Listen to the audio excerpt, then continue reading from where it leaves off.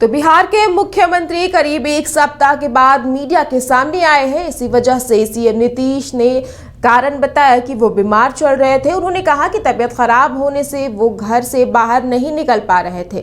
वहीं विपक्षी गठबंधन को लेकर उठ रही खबरें पर भी सीएम नीतीश ने विराम लगा दिया है। उन्होंने कहा कि वे विपक्षी गठबंधन के साथ है और इस बात में कोई सच्चाई नहीं है कि वे विपक्षी दलों की होने वाली मीटिंग में शामिल नहीं होंगे।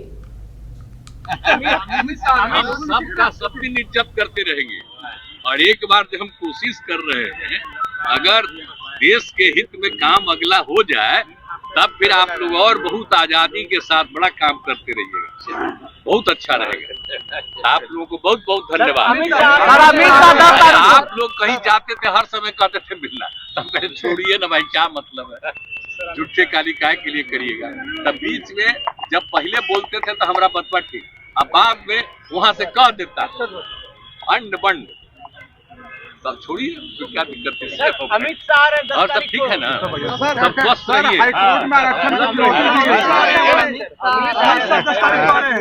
अमित शाह पूर्वी क्षेत्रीय पर्यटन की बैठक में आ रहे हैं, वो तो होगा, वो तो 10 बार पहले एक दिन कर दिए थे, 10 के बजाय तब फिर कर दिए, तो रहने करेंगे सब लोग, तो रहेंगे, वो तो होता ही है, वो तो परंपरा है, तो उसमें क्या दिक्कत है। लेकिन देश की मांग है कि आप नेतृत्व करें, मोदी जी को हटाने के लिए देश की मांग है कि आपका नेतृत्व हो। देश की मांग है कि आपका नेतृत्व देश की मांग है,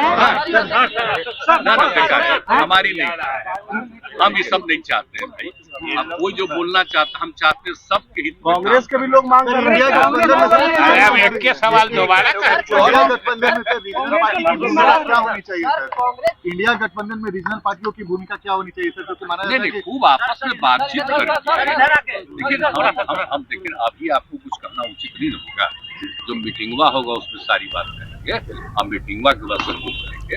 हम सबको कह रहे हैं कि बहुत अच्छे ढंग से तेजी से। तो 3 राज्यों में जीत के बाद एक तरफ बीजेपी विपक्षी गठबंधन पर हमलावर है, तो वहीं आरजेडी ने बीजेपी पर पलटवार महंगाई के मुद्दों पर किया है। आरजेडी प्रवक्ता एजाज अहमद ने कहा कि देश में बढ़ती महंगाई से जनता त्रस्त है। वहीं एजाज अहमद ने कहा कि इंडिया अलायंस से भारतीय जनता पार्टी पूरी तरीके से घबराई हुई है। जितना इंडिया गठबंधन से डरी हुई है और जिस तरह से मुद्दों के आधार पर इंडिया गठबंधन ने भारतीय जनता पार्टी को जनता के बीच में सवालों के घेरे में खड़ा किया है। लोग सवाल कर रहे हैं कि महंगाई कब होगी, लोग सवाल कर रहे हैं कि नौजवानों को रोजगार कब मिलेगा, लोग सवाल कर रहे हैं कि महिलाओं पर होने वाले अत्याचार की घटनाओं, यौनाचार की घटनाओं में जो भारतीय जनता पार्टी के नेता लिप्त रहे, संलिप्त रहे, उनकी गिरफ्तारी कब होगी। लोग सवाल कर रहे हैं कि देश में गरीबों की संख्या हर दिन बढ़ क्यों रही है। लोग सवाल कर रहे हैं कि हमारे दो की नीतियों के कारण 2 उद्योगपति घरानों को किस तरह से फायदा पहुंचा। बाबा साहेब भीमराव अंबेडकर की पुण्यतिथि के अवसर पर भाजपा प्रदेश अध्यक्ष सम्राट चौधरी, नेता प्रतिपक्ष विजय सिन्हा ने उन्हें नमन किया है। तो मौके पर सम्राट चौधरी ने कहा कि संविधान बनाने वाले भीमराव अंबेडकर के रास्ते पर बीजेपी चलती है और उनके सपने को देश के प्रधानमंत्री नरेंद्र मोदी पूरा कर रहे हैं।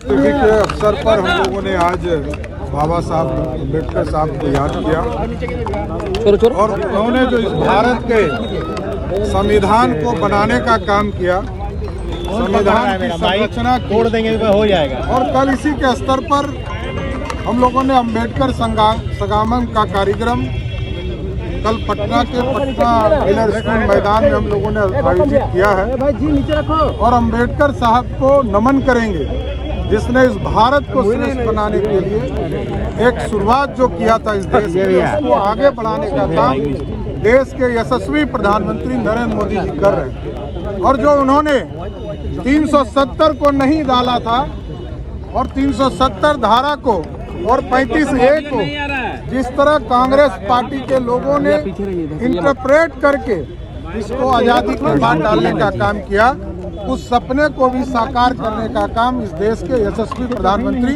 नरेंद्र मोदी जी ने मुख्यमंत्री नीतीश कुमार ने कहा है कि अमित शाह के कार्यक्रम में शामिल होंगे, क्या कहिए भैया? 10 माइक बाहर कीजिए ना। नहीं